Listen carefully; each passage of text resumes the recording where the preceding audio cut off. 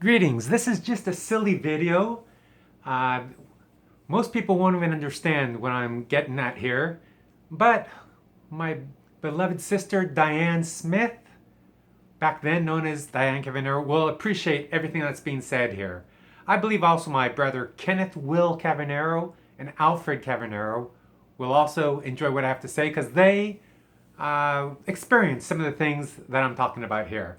Also, in memory of my loved sister Cindy, who's no longer with us, she was also part of some of these memories.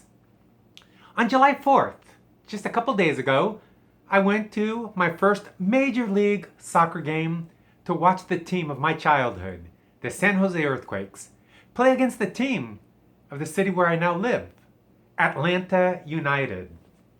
Well, great game. Now, when I was a child, I had season tickets for a number of years to the San Jose Earthquakes. I went to all of their games. And I remember on July 4th, or 4th of July weekend, we made some big posters because the Earthquakes were playing at home. And we said, well, let's do something very clever. Let's say, Stars and Quakes Forever. Well, we spent hours and hours making these big signs, Stars and Quakes Forever, and we go to this Spartan Stadium, hang them up, and about 2 or 3 other people had the same idea, Stars and Quakes Forever. Anyway, what happened in the game with Atlanta United? It was delayed by rain, and San Jose, the Earthquakes struck quickly. Within 2 minutes, they're leading 1-0. Well, and then, in about the 15th minute, an Earthquakes player got a red card, which means from 15 minutes of the first half until the end of the game, we were playing one man down. Okay. Something interesting is the San Jose Earthquake goalie. After the guy got kicked out, they were playing one man down. He was taking a long time to get the ball back into play. And when I saw him doing that, I said, he better be careful. He might get a red card as well. And just a couple minutes later, he did the same thing. He was delaying unsportsmanlike conduct, delaying the game. So he got a yellow card. Well, the funny thing about that yellow card is from that moment in the game, about 20 minutes in the first half or so, anytime the ball got near him or he touched the ball, the Atlanta United fans booed him right off the face of the field, just about. But anyway, what happened? The Earthquakes held on to a 1-0 lead through the first half. The second half came. Atlanta United came out with a different game plan. They tied it, and then they went ahead 2-1. I thought, okay, 2-1, that does it. You know what? Because we're playing a man down. But right after Atlanta United scored that second goal, on the very next sequence, less than a minute later, the Earthquakes had a great combination. They tied the game. But Atlanta United played really well. And they found out the way, and they just kept attacking. End score, Atlanta United 4, San Jose Earthquakes 2. I just want to get back to the story about the goalie then, being booed every time he got the ball. It reminds me of what happened in the 1975 season with the San Jose Earthquakes. Diane, you remember it very well. I'm not sure if Alfred Cavanero or Kenneth Will Cavanero remembers this as clearly as I do, but it was 1975. The Earthquakes were not playing well that season. We had one of the best fan bases in the whole North American Soccer League, which doesn't exist anymore, by the way. But we had a strong fan base, but we were having a terrible season.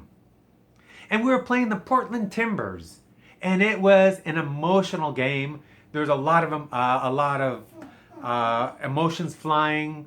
I remember Johnny Kemp or Michael Kemp, an Earthquake player, Davey Kemp, I think his name was.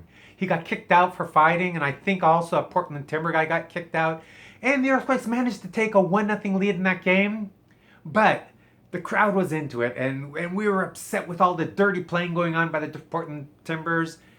And what happened is a man by the name of Tony Betts on the Portland Timbers scored the tying goal. I believe it was in the first half that he scored the tying goal. Made it a 1-1 soccer match, but he wasn't content to just tie the match. He tied it, and then he ran around the stadium throwing kisses to all the fans at Spartan Stadium. And the Earthquakes fans hated this guy, and they booed him, and anytime he touched the ball, he would get booed. And we just hated this guy, Tony Betts. And so can you just imagine the emotion going into the game and going into the second half, and it's 1-1, and it's a frustrating season, and the San Jose Earthquake fans are just totally hating on the Portland Timbers, and especially on their player, Tony Betts. Then came probably the most exciting moment in San Jose Earthquakes history. A moment, even though they had that 1975 season was a bust and they didn't make the playoffs, there was a moment that was replayed over and over again, and I'm here to replay it in honor of Diane Smith. I replayed it for her on the phone when I called Kenneth Will Cabernet for his birthday in February, but here it is. We are reliving that greatest moment for the San Jose Earthquakes in 1975. I'm your sports commentator, and this is how it went down on Earthquakes Radio. It's a 1-1 soccer match. They're fighting for their lives right now in perhaps the 1975 season. Here's Ivanow's long, towering punt downfield. A good head ball from Rubostov to Child. Back to Rubostov. He takes a shot on goal. The rebound to Child. He hits the crossbar. Child again to Mitic. He scores!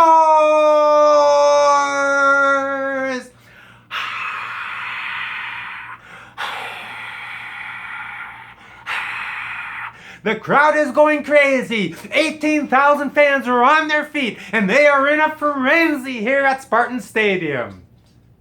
And that's how it went down. San Jose Earthquakes, 1975. In 2017, Earthquakes are playing relatively well. They're qualifying so far for the playoffs. We'll see what happens. Atlanta United looks very tough and could go deep into the playoffs. And so, with that, in Earthquakes memory, in honor of Diane Smith, see you later. Bye-bye.